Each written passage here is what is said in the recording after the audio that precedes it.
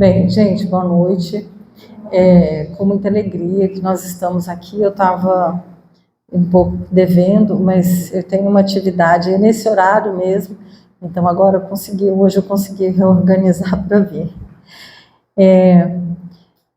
Eu me propus a conversar com vocês sobre a parábola do semeador. Mas para a gente chegar até a parábola, eu gostaria de fazer uma pequena introdução. Essa introdução se refere assim, a como que Jesus nos ensinava. Jesus nos ensinava sempre, mas tinha algumas formas muito peculiares que ele utilizava e que dependia do público a quem ele se dirigia. Então, por exemplo, ele ensinava, ele aproveitava perguntando, né? É um método de ensino muito tradicional, que a gente pergunta para as pessoas o que elas têm. E isso é muito interessante porque a gente pressupõe que a pessoa tem algum conteúdo, que a pessoa sabe o que está falando. Às vezes ela se confunde, então uma pergunta ajuda a pessoa a raciocinar. E há digamos assim, uma lenda, um dito, que a pergunta é muitas vezes mais importante do que a resposta.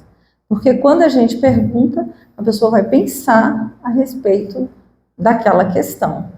Então, Jesus utilizava muito isso, a pergunta. E aí eu trouxe um exemplo disso, de como ele falava, como ele utilizava isso. A gente pode ver lá em Lucas, capítulo 10, versículo 25 a 26. Quando um doutor da lei provavelmente seria um fariseu ou um sacerdote judeu, eles provocavam muito, né? Então, quando um certo doutor da lei perguntou a ele: mestre, que farei para herdar a vida eterna? Aí Jesus, ao invés de responder, perguntou para ele o que está escrito na lei. E o que era a lei? A lei era o que eles seguiam, que hoje a gente chama de Torá, que é grande parte do Velho Testamento. A lei, os profetas e a tradição falada entre os judeus. Então Jesus pergunta para ele: o que está escrito na lei? E por que Jesus fez isso? Porque ele sabia que aquele doutor da lei sabia disso, ele tinha a resposta. E, além disso, ele ainda fala: como lês? Então, não é só o que estava escrito, mas como aquela pessoa interpretava aquela leitura. E aí o doutor da lei lhe respondeu: amarás ao Senhor teu Deus de todo o teu coração, de toda a tua alma e de todas as tuas forças, e de todo o seu entendimento, e ao teu próximo como a ti mesmo. Aí Jesus continua, né, porque ele fala: aí estão toda a lei e os profetas. Mas ele, então, respondendo agora a pergunta inicial do doutor da lei, que era: que farei para herdar a vida eterna? E Jesus falou assim: respondeste bem, faze isso e viverás. Ou seja, o doutor da lei sabia o que precisava ser feito. Ele estava testando Jesus e Jesus devolveu a ele a pergunta. Então, esse é um método muito comum que a gente usa para conversar sobre algum aspecto, e principalmente para provocar o pensamento nas pessoas. Normalmente a gente tem as respostas. Bom, um outro método que Jesus utilizava bastante era explorando situações corriqueiras da vida. Qualquer coisa que acontecesse, ele usava para isso. E aí tem algumas passagens bem interessantes, quando os judeus estavam muito aborrecidos com os impostos, e pergunta sobre a moeda, né, a moeda do César. Eles queriam, digamos assim, colocar Jesus na parede. Vamos ver o que ele fala sobre os impostos. Né? O que você acha? A gente deve ou não deve pagar os impostos para César? Aí ele, de novo, pergunta: O que tem na moeda? A esfinge de César, a cara de César. Então ele responde sabiamente: dai a César o que é de César. Então ele aproveitava a ocasião. Mas tem uma outra muito mais interessante, eu acho, que se refere ao pedido de Salomé. Salomé era a mãe de Tiago Maior e João, né, dos 2 discípulos dele. Aí, lá em Mateus, capítulo 20, Mateus descreve essa passagem. Então, Salomé chega a Jesus e pede que seus filhos possam se sentar ao lado dele no reino dos céus. Isso na frente dos demais discípulos.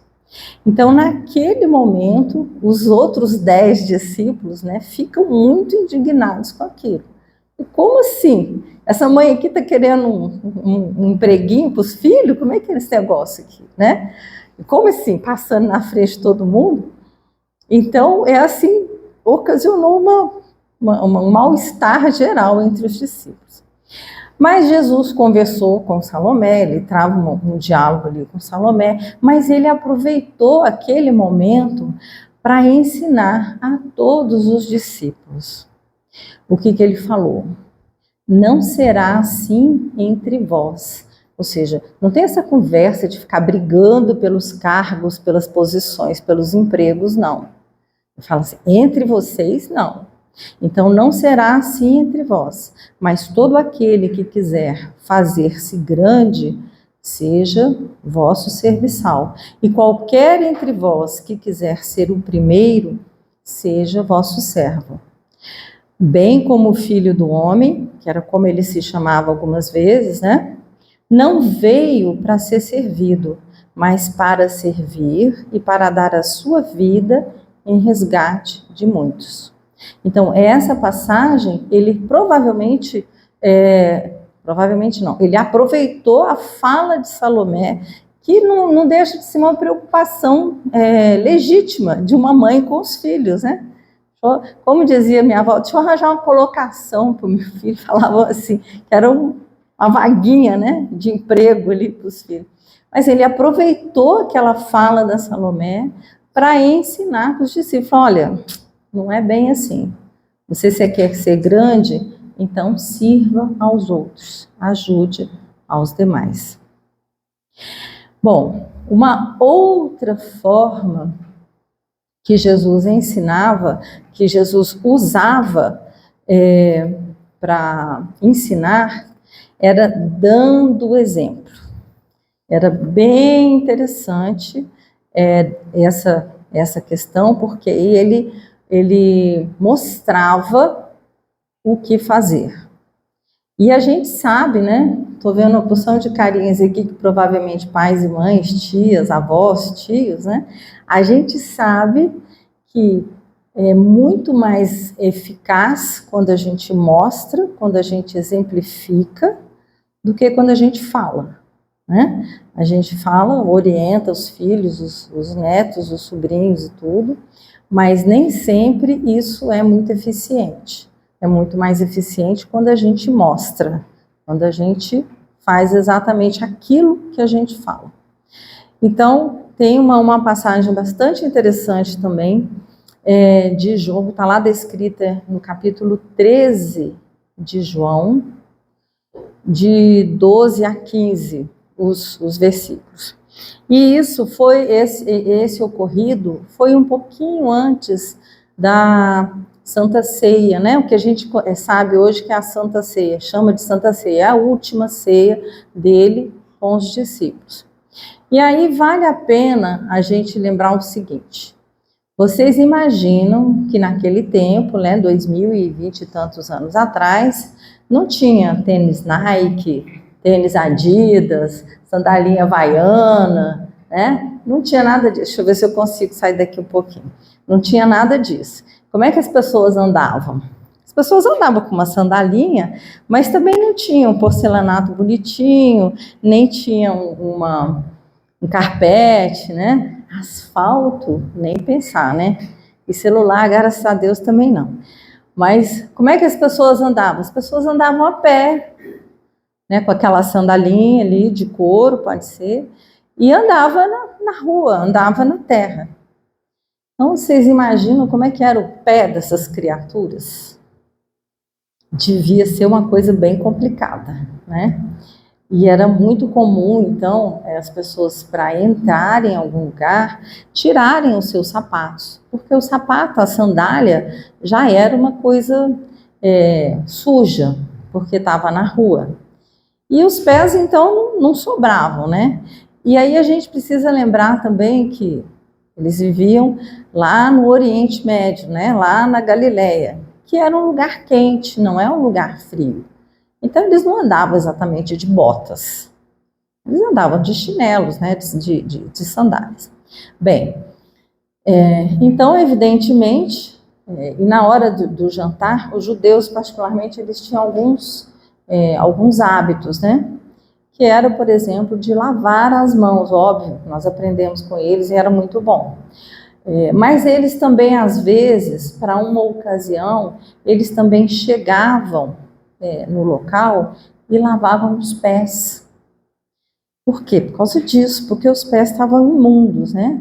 Nas mesquitas muçulmanas, até hoje, talvez também uma herança dos judeus, tem um lugar fora da mesquita, a grande maioria delas, um tanque que eles usam para lavar os pés, porque também não utilizam sapato para entrar dentro da mesquita.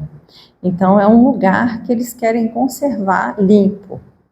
Bem, tudo isso para dizer o seguinte: eles precisavam lavar os pés para entrar no local que eles iam fazer aquela ceia, né? Que eles iam se confraternizar com Jesus.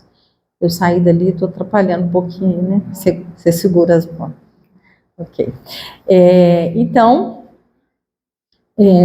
chegou, eles iam jantar, né? Eles iam fazer a ceia. E Jesus deve ter olhado para aqueles pés assim e fala: meu Deus do céu, me salva disso, né? E aí, mas o que ele fez?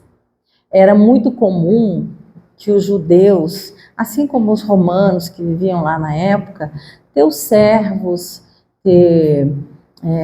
servos que eram meio escravos, assim, né? Que eram as pessoas que estavam ali trabalhando, servindo, limpando para eles. Então, esse trabalho de lavar os pés, muitas vezes, principalmente numa ocasião como a ceia, né, era feito pelos servos. Os servos vinham, traziam as bacias, se abaixavam e lavavam os pés dos convidados. Inclusive, não sei se vocês se lembram, tem uma ocasião que uma mulher faz isso. Mulheres também, né? Mulheres naquela época também eram donas desse serviço, digamos assim.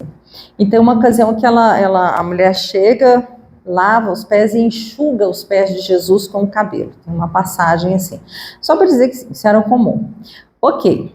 Então, precisavam lavar os pés. E aí, o que Jesus faz?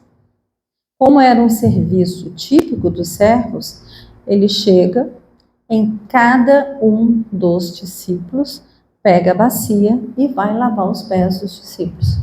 Aí os discípulos falam: que isso? O que ele está fazendo, né? Ele vai pacientemente lavando os pés dos discípulos. Inclusive, quando ele chega em Pedro, não, eu não sou digno disso, não faça isso. E ele: segura as pontas aí que eu vou lavar seus pés. Então, lavou os pés de todo mundo. O que ele queria fazer com isso? Aí ele obviamente lavou suas mãos e voltou para a ceia. E aí ele foi explicar. Depois que ele fez tudo isso, ele assentou a mesa, né? E isso João descreve, e perguntou para os discípulos: vocês entenderam o que eu fiz? O significado do que eu fiz? Provavelmente eles ficaram com aquela cara assim: oh. Bom, aí ele fala, né? Vós me chamais, leio aqui a passagem, né? Vós me chamais de mestre e senhor, e dizeis bens, porque eu o sou.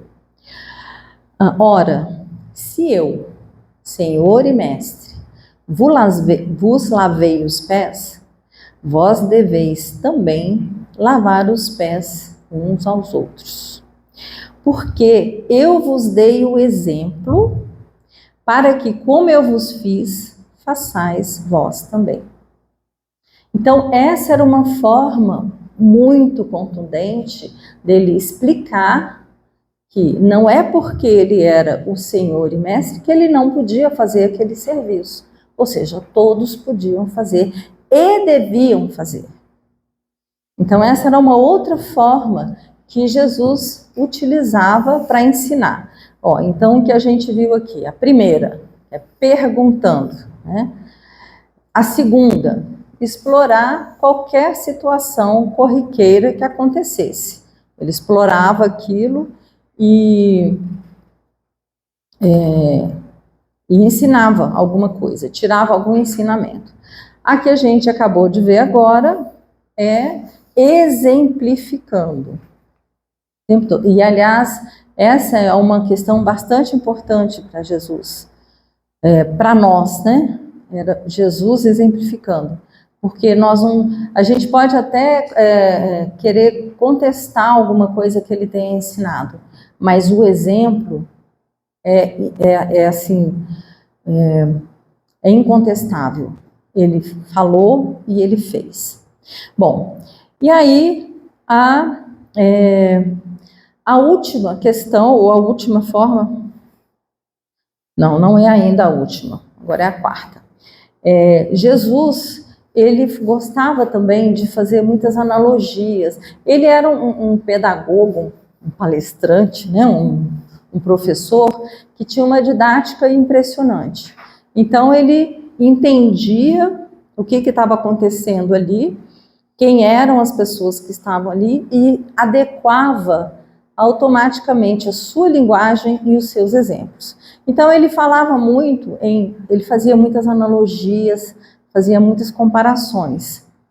Até hoje, a gente, às vezes, se perde um pouco nesses ensinamentos, nessas interpretações de tão profundas que são. E ele fazia de uma forma muito simples. Então, essas figuras, né, essas analogias, essas coisas que ele fazia, a gente vai encontrar um exemplo em Marcos, capítulo 4, versículo 21 e 22, ou então em Mateus, capítulo 5, 14 e 16. Que ele disse o seguinte, vocês devem conhecer essa passagem. Quem é que traz uma candeia? Uma candeia era como uma lamparina, né, uma lâmpada que eles usavam. Também não tinha luz elétrica, né, gente? Então tinha que ser as lâmpadas, né? Então, quem é que traz uma candeia para ser colocada debaixo de uma vasilha, ou debaixo de uma cama, ou debaixo de um alqueire, também é uma tradução que existe.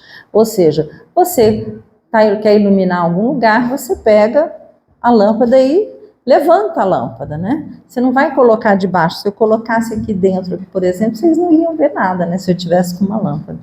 Então, Jesus falou, quem traz uma candeia para ser colocada debaixo de uma vasilha ou de uma cama, acaso não a coloca no lugar apropriado?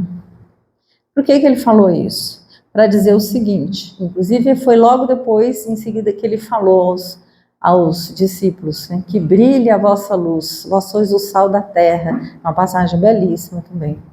Então ele diz por quê? Porque não há nada oculto, senão para ser revelado, e nada escondido, senão para trazer a luz. Então, tudo vai ser revelado em algum momento. Nada vai ficar escondido. E é isso que a gente vê até hoje. Pode ser que tenham muitas coisas que a gente ainda não conheça, a gente ainda não entenda. Ou seja, para nós estão escondidas, mas em algum momento essa candeia vai subir e vai iluminar nosso coração, nossa mente, e nós vamos entender o que precisamos entender. Então, ele utilizou essa comparação, né, de uma luz, da candeia ou da lamparina, para fazer esse ensinamento que tudo vai ser feito, tudo vai ser esclarecido, né, em algum momento. E aí eu acho que agora sim, né, a gente chega na questão das parábolas. Digamos assim, Jesus era um bom contador de histórias. E a história, ela ensina bastante, mas não era assim, porque ele era um contador de histórias. Isso era muito comum entre os rabinos, entre o povo judeu. Vocês imaginam o seguinte, 99% das pessoas não sabiam ler naquela época. E muita coisa era passada pela tradição oral, se contando histórias. Então, era muito comum que os rabinos ensinassem as coisas, as pessoas contando histórias. Então, aí que entram as parábolas de Jesus. Era uma ilustração que ele fazia. Então, a ideia, inclusive para inventar as histórias, era encontrar uma situação que fosse muito familiar para as pessoas. Então, vocês imaginam que há 2000 anos atrás, esse povo que andava com os pés sujos, né? Por quê? Por qual profissão que eles tinham? O que eles faziam para viver? O que vocês acham? Era criador de conteúdo? Nem pensar, né? O que eles faziam? Pastores, o que mais? Aravam a terra, carpinteiros, como o pai de Jesus, né? Talvez cuidassem dos animais, dos cavalos, ou das ovelhas, ou das cabras, não é isso? Então, isso era o comum para eles. Esse negócio é muito engraçado. Quando eu era pequena, eu ouvi essa parábola que eu trouxe hoje, e eu não entendia direito, porque eu não tinha a menor ideia do que era arar a terra. Não era a minha realidade. A minha casa, como muitas a gente pode ver, era toda cimentada, né? Então, não tinha... Se bobeasse, me perguntasse o que era pé de galinha, eu achava que era um pé que dava galinha. Então, assim, não tinha a menor ideia. Mas Jesus, então, olhando para aquelas pessoas, falou, não, essa pessoa sabe o que é isso. E ele vem com essa parábola, e o motivo da escolha dessa parábola, que foi uma das parábolas que Jesus explicou. Ele falou e explicou. Tem parábolas lindas, maravilhosas. Uma das que eu mais gosto é a parábola do filho pródigo, né? Porque a gente se encaixa nela, aquele filho que faz tudo errado e o pai ainda recebe. Mas essa do semeador, a parábola do semeador, é a parábola que eu acho que ele explica isso, né? E Kardec discute essa explicação lá no Evangelho segundo o Espiritismo. Então, ele pegava esses elementos e construía uma história. Então, vamos lá. Como é que é a parábola do semeador? Deixa eu ver onde é que está a minha colinha aqui. Ela está citada no Evangelho de Mateus, de Marcos e de Lucas, né, que são os 3 sinóticos. Mateus capítulo 13, Marcos capítulo 4 e Lucas capítulo 8. Então, a parábola é 1, 2, 3, 4 pedacinhos. Eis que saiu o semeador a semear. E aconteceu que, semeando ele, uma parte caiu junto do caminho, na beira da estrada. Né? E vieram as aves do céu e as comeram. A outra parte caiu sobre os pedregais. Nasce alguma coisa na pedra? Só goiaba, né, gente? Já viram? Só goiaba. Mas essa semente aqui não nasceu. Vamos ver. E outra parte caiu sobre os pedregais, onde não havia muita terra. E nasceu logo. Ok, deve ser a goiaba. Brotou, né? Porque não tinha terra profunda. Mas, saindo o sol, queimou-se, e porque não tinha raiz, secou-se. Eu concluo que não era goiaba, porque a goiaba resiste. Então, vamos lá. A outra caiu entre espinhos e crescendo os espinhos, a sufocaram e ela não deu fruto, ela morreu.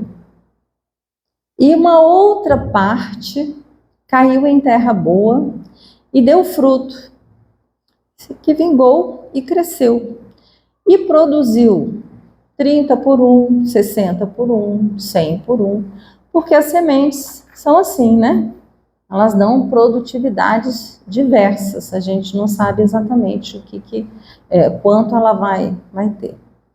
E aí vamos, para a gente analisar essa parábola, vamos ver que personagens que a gente tem nessa parábola. Quem são? O semeador, o que mais? A semente e o solo, né?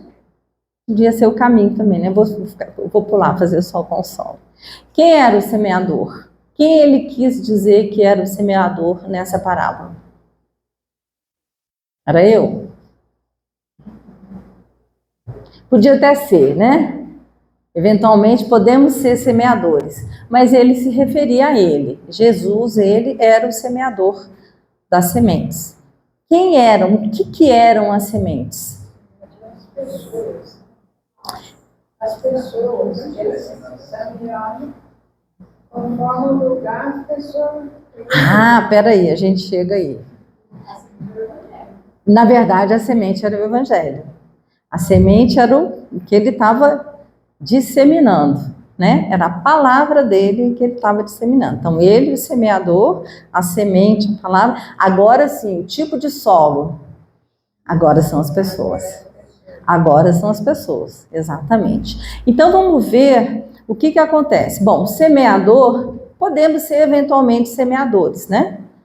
Quando a gente ajuda alguém, quando a gente dá o exemplo, quando a gente acolhe com carinho, nós também somos semeadores. Ok, a semente é a palavra de Deus, que ela pode ser ouvida, mas o que a gente podia falar assim, ok, a palavra de Deus, será que eu tenho que ler o Novo Testamento inteirinho para saber qual que é a palavra de Deus, junto com o Velho e tal? A gente pode até resumir no que ele falou ali para aquela passagem anterior, né? O que ele tem que fazer? O que o fariseu tinha que fazer para herdar a vida eterna? Amar a Deus e amar ao próximo como a si mesmo. Né? Amor, amor e amor. Era isso. Então, o que é a palavra de Deus? É você fazer isso o tempo todo. É a lei do amor para todos. Ok.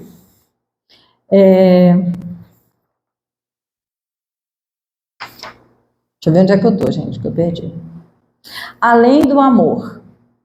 Nós espíritas temos uma palavrinha que nos lembra, né? Além do amor, o que a gente precisa fazer? Que está incluído no amor, é só que a gente detalha isso. Alguém lembra? 3 letras? Ok. Não deu? Vamos lá. Bondade para com todos. Quando eu sou boa para com todos, eu estou praticando a lei do amor, certo? Indulgência. O que é indulgência? Tolerância e paciência. Exatamente. Eu esqueço também. Tolerância e paciência para com os erros alheios. Por quê? Porque eu também erro. E por que eu vou ser intolerante com o erro do outro, se eu, quando eu erro, eu também quero alguém que seja tolerante comigo? Então, bondade para com todos, tolerância e paciência com os erros alheios. E o perdão das ofensas. Quantas vezes foi que Jesus disse que a gente tem que perdoar? Que bom que todo mundo sabe. 70 vezes 7. E não precisa fazer a conta quanto que é não, tá? Isso era um símbolo que os judeus usavam para dizer assim, infinitamente. Até porque eu tenho a impressão que naquela época não era muita gente que sabia fazer essa conta. Mas 70 vezes 7. Perdoar 70 vezes 7. Porque isso é necessário. Para quem? Para quem me faz a ofensa? Não. O perdão, ele nos liberta daquela ofensa. Ele nos liberta do rancor. Ele nos liberta da causa que aconteceu, que gerou aquele problema. Então, o perdão, ele não significa submissão ao opressor. Não significa isso. Mas significa que a gente vai sair daquela conexão, aquela conexão de sofrimento. A pessoa me faz uma coisa e eu fico muito aborrecida com aquilo e não quero perdoar. Enquanto eu não perdoo, eu não me esqueço. Essa é a questão. Então, o perdão, ele é muito mais útil para mim do que para o outro. Só que a gente demora para entender isso. A gente demora demais. Mas vamos voltar aos nossos solos. Tem mais uma fala de Emmanuel aqui, mas vamos lá ver os tipos de solos que a gente tem. Ou seja, que tipos de pessoas que a gente tem. A primeira parte, né? Uma parte caiu junto ao caminho. E aconteceu nada. Aliás, ele explica isso. Ele diz o seguinte: a semente cai, e aí ele pode ser uma tradução da Bíblia, né? Vem o maligno e arrebata o que foi semeado. O maligno, será que é alguém especificamente? Não. O maligno são as ideias e as nossas preocupações mais materialistas. A ganância, o rancor, o ressentimento, ou seja, nossos sentimentos ruins, que simplesmente não absorvem a palavra do Senhor. Nós somos tomados com aqueles sentimentos ruins e simplesmente não absorvemos. Podemos ouvir palestras, podemos ler, fazer cursos, não absorvemos. Então, nós ficamos como uma estrada, né, à beira do caminho, onde a semente nem chega a germinar. Aí a segunda parte, que ele fala na parábola. Ele fala assim: a outra parte caiu em lugares pedregosos, onde não havia muita terra. Mas ela germinou alguma coisa, né? Mas ao surgir o sol, queimou-se e por não ter raiz, secou. O que será que significa isso? A gente ouve, a gente aprende, a gente faz curso, ouve coisas, né, palestras, o YouTube, Divaldo e tal, a gente ouve. Aí a gente pensa, nossa, amanhã eu vou praticar isso, principalmente amanhã, né? Porque a gente nunca fala que é hoje. Amanhã eu vou mudar minha vida. Não é isso? Aí amanhã a gente acorda e o cano lá de casa estourou. O que vai acontecer? Eu esqueço tudo. Na primeira dificuldade, no primeiro obstáculo. Ou então amanhã eu estou esperando chegar em casa uma encomenda. E a encomenda chega errado. A pessoa não traz, ou traz o pacote errado, ou a encomenda me trouxe rota, quebrada. Então, no primeiro obstáculo, eu esqueço tudo que eu decidi no dia anterior. Então, eu sou o quê? Aquele pedacinho de terra que até germinou, eu até me encantei com a palavra de Jesus. Mas eu esqueci. No primeiro problema que aconteceu, eu esqueci. Isso só acontece comigo, né, gente? O entusiasmo da gente vai para o espaço, né? E aí a gente perdeu aquela semente. Aí acabou. O outro, a próxima parte. Outra ainda caiu entre os espinhos. Os espinhos cresceram e abafaram aquela semente. Quando eu ouvi essa palavra a primeira vez, eu pensei assim, nossa, mas a semente podia ter germinado, né? A planta faz uma voltinha assim, conseguir um buraquinho, passar pelo... Gente, é minha imaginação, né, gente? Mas essa aqui não teve jeito. Os espinhos tamparam tudo e ela não conseguiu crescer. Que tipo de som é esse? Que tipo de pessoa é essa? São aquelas pessoas que ouvem a palavra de Jesus, veem, estudam, eventualmente, mas elas não chegam nem a pensar, amanhã eu vou fazer alguma coisa diferente. Não, o mundo, as dificuldades materiais, as questões materiais, simplesmente abafa tudo. Ah, é porque eu preciso daquele cargo, eu preciso daquele emprego, ah, eu preciso de dinheiro para isso, eu preciso de dinheiro daquilo. Ou seja, a gente tem tanta coisa material nos chamando, né, há tanta preocupação nossa com essas questões, que a gente, é como se você entrasse e saísse do mesmo jeito. Não aconteceu nada. Então, esses são os espinhos. As nossas preocupações não deixam nem a gente absorver aquelas questões que precisam ser absorvidas. Que será? Que tipo de solo que nós somos? Essa é a questão, né? A reflexão. Se a gente não fizer uma reflexão, não vai adiantar muito, né? Então, para cada uma das questões, a gente pode fazer essa reflexão. Quando será que eu sou o semeador? Quando será que eu sou a semente? Exemplificando. E qual tipo de terra que eu sou? Como é que eu me comporto? Na maioria das vezes. Essa é uma grande reflexão que a gente precisa fazer. E aí, por fim, vem o final da parábola, que diz o seguinte: outra parte, finalmente, caiu em terra boa e produziu frutos. Uma 30 por 1, outra 60 por 1, outra 100 por 1. Que tipo de pessoa é essa que produz frutos de forma diferente? E então? A pessoa que muda de alguma forma, a pessoa que consegue absorver aquilo e depois no dia seguinte fala, não, ok, eu consegui mudar alguma coisa. Mas por que essa diferença? Uma produz 30, outra produz 60, outra produz 100. Oi? As pessoas não são iguais.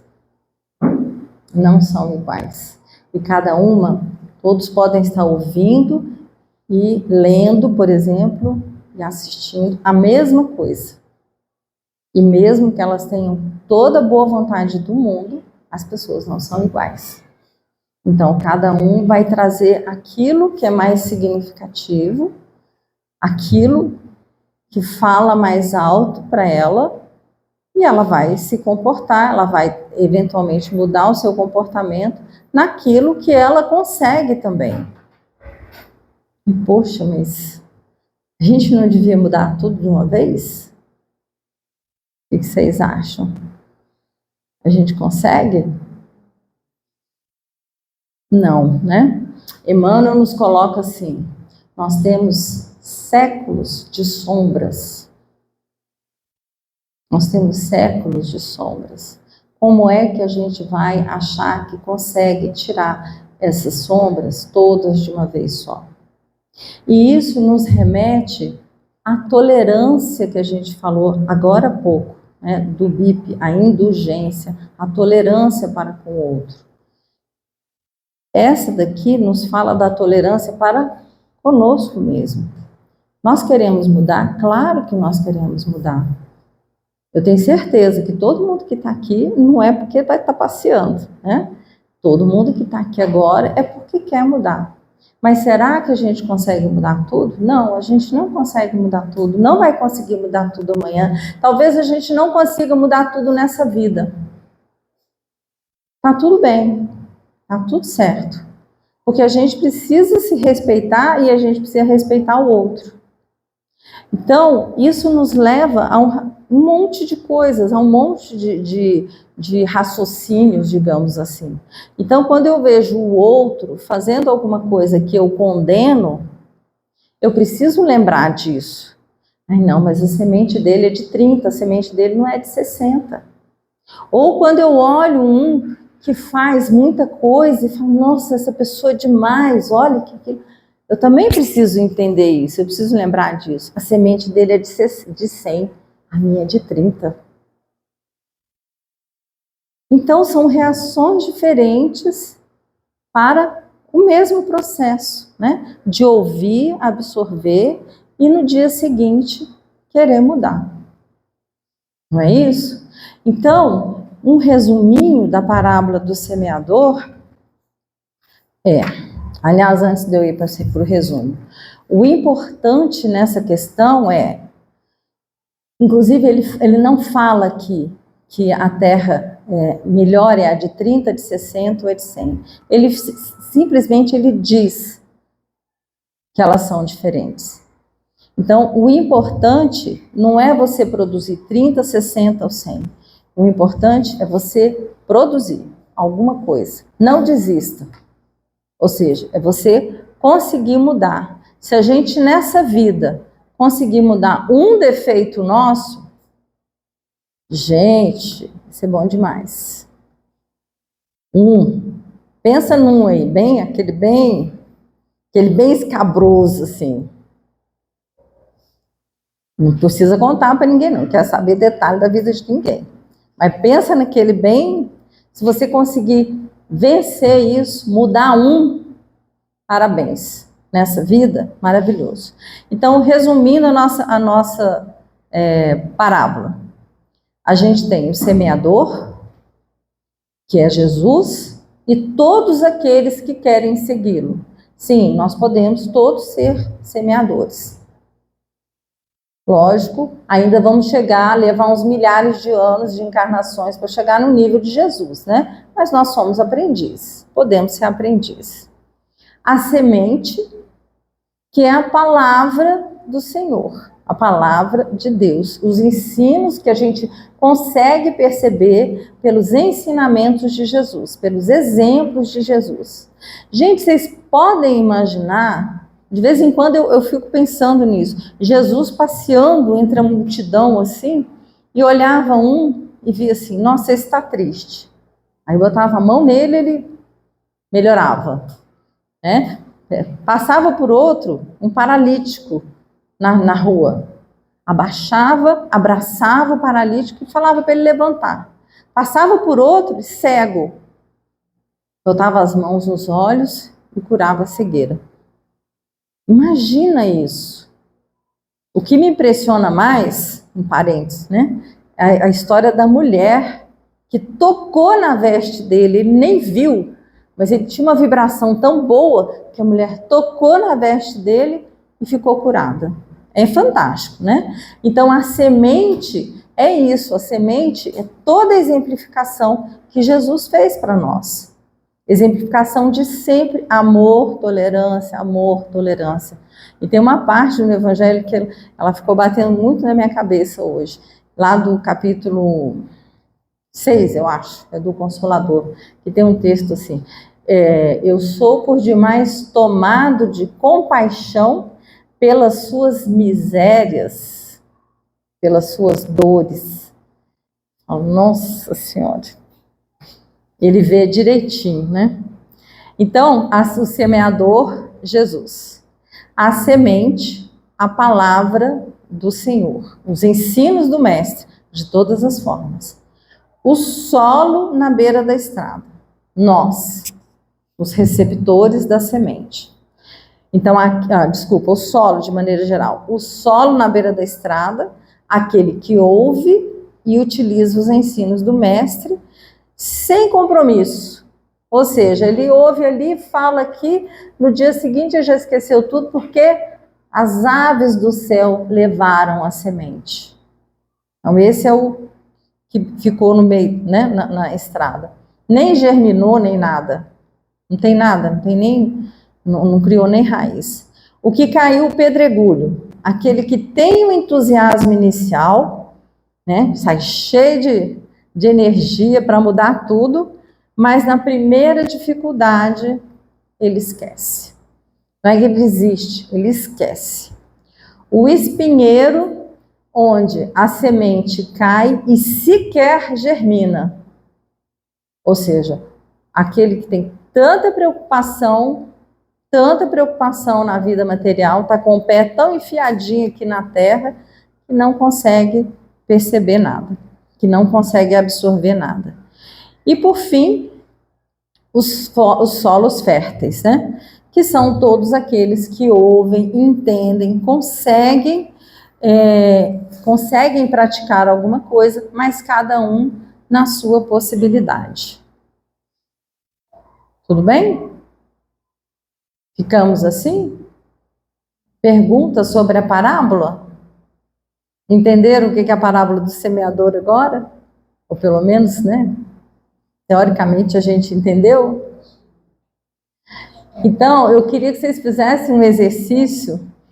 Eu vou fazer uma proposta aqui de oração, mas eu queria que vocês fizessem um exercício de quem sou eu? Será que tem dias que eu sou o pedregulho? Será que tem dias que eu sou o espinheiro? Será que tem dia que eu sou a terra fértil?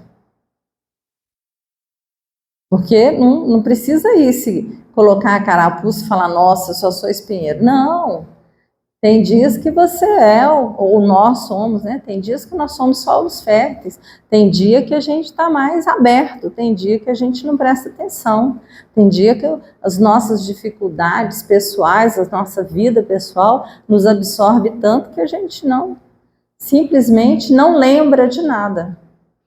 Então, essa parábola é para nos chamar a atenção de todas essas coisas. Não é que a gente vai classificar as pessoas ou a gente vai se classificar. Não, essas coisas acontecem o tempo inteiro conosco. Pode ser até no mesmo dia, né? Um dia que a gente está bem, amanhece bem, ouve e fica bem. Daqui a pouco acontece alguma coisa, a gente vira pedregulho. Aí piora, né? Acontece uma coisa mais grave, a gente vira espinheiro. Aí, um momento, a gente cai em si e vira solo fértil. Então, isso acontece. E a parábola nos ensina isso. Pode acontecer com todos nós o tempo todo. E com o outro também. E com o outro também. Super, super importante a gente entender que o outro também passa por isso. A gente ser compreensivo. Para não julgar o outro e, de repente, oferecer ajuda nesse momento. Ok? Tudo bem? Eu queria fazer Vocês vão fazer oração agora? Eu queria fazer uma proposta para vocês de oração. Acho que se eu estivesse na igreja católica, o padre ia falar que eu ia blasfemar. Mas eu não estou, né? Então, eu queria. Alguém quer falar alguma coisa? Quer perguntar? Não?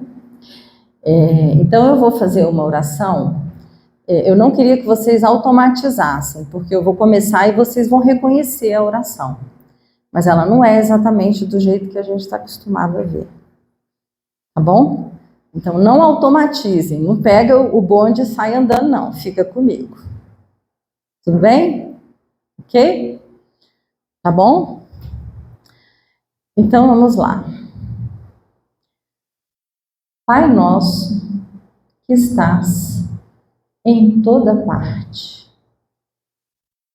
santificado seja o vosso nome, a sua sabedoria, a sua justiça, o seu amor e a sua misericórdia, que são infinitos. Que nós possamos construir em nós o seu reino de amor e de paz. Seja feita a sua vontade, Pai, entre os encarnados e desencarnados, entre todos nós, em toda parte, em todo lugar. O pão nosso de cada dia, ajuda-nos, Pai, a trabalhar por ele, aproveitando e dando graças a todas as oportunidades de trabalho, até mesmo o trabalho mais insignificante, que sempre nos ensina. Pai, perdoai as nossas ofensas e ensina-nos, Pai, a perdoar aqueles que nos têm ofendido, porque nós sabemos que este é o caminho de eu me libertar das minhas mazelas. Fortalece-nos para que nós possamos domar as nossas tentações. E ajuda-nos, Pai, a nos livrar do mal, de todo o mal que trazemos dentro de nós. Assim seja.